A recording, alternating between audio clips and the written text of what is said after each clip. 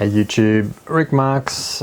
Wanted to look at, I guess, the overall behavioural elements of how we behave emotionally, relating back to the emotionally intelligent manager. A major correlation that I've observed is parents and kids. You've got a major age gap there, and you've got a lot of maturity versus a child, essentially a lot of immaturity, not exposed to a lot of concepts in the world. Often we look at a situation and we go, that's only a small situation. So in our head, with our awareness and our knowledge and our, I guess, wisdom as such, we are assuming that they are going to come to where they're thinking the way we think. However, to them, this could be earth-shattering world in their mindset, whatever's going on for them. So I guess my challenge to parents, and even just, in the workplace it works the same, is rather than assuming that somebody knows how to essentially process their feelings. Now I say process because it's not about suppression and it's not about venting. It's about the awareness, and some people aren't self-aware yet of their emotions. Some people will never be self-aware of their emotions. You do have like narcissists, you have a lot of people out there that they're not aware of their self and how they're portraying their behaviour. They're not self-aware, full stop. So when you're talking about emotionally being self-aware, and you're actually understanding that they can't regulate, like a child cannot regulate, and I think if you put that mindset to anyone, someone in your workplace, assume they cannot self-regulate their emotions right now. It could be that the emotion is so strong for them that they are fighting to be able to hold on. So it could be grief, it could be there's a lot of real deep feelings that we can often be dumped with. It could be absolute a rage of anger because something's just happened at work. Now they may not be able to control their behavior, they may not be able to control that emotion, and it's again not about suppressing, it's not about venting, it's about learning to be able to process it. And this is why sometimes having a journal and having something on hand that you can jot down helps you in that moment, because I've talked about it in the past where in that moment or soon after that moment, if we journal down what's going on, what's happened, how we feel about it, whilst all the data and the information is still genuine and there, because if you do it when you get home before you go to sleep, and that happened at 9 o'clock this morning, your memory and recollection of what actually happened at 9 a.m. isn't going to be the same as if you did it at 9:30.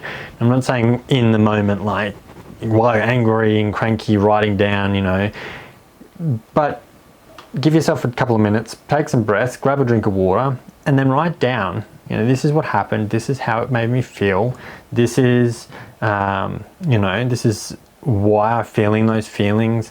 Don't analyze too much. It's more about getting the core information, the data. It's no different. You have a car accident, you pull over and you trade information with the person who you've had the car accident, like the prang with.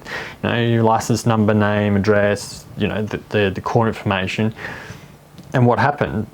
And that's no different in this situation. You've had an accident or an incident, whatever you want to call it. Jot down the critical data so that again, at 9 o'clock at night, or whatever, when you're doing your reflection of the day in your journal, if that's something that you're adapting to do, reflect on it and go, so I really want to try to understand that more. You've got the core information, you can review that core information and go, oh, that's right, and they said this and they thought that, and this is, and process it.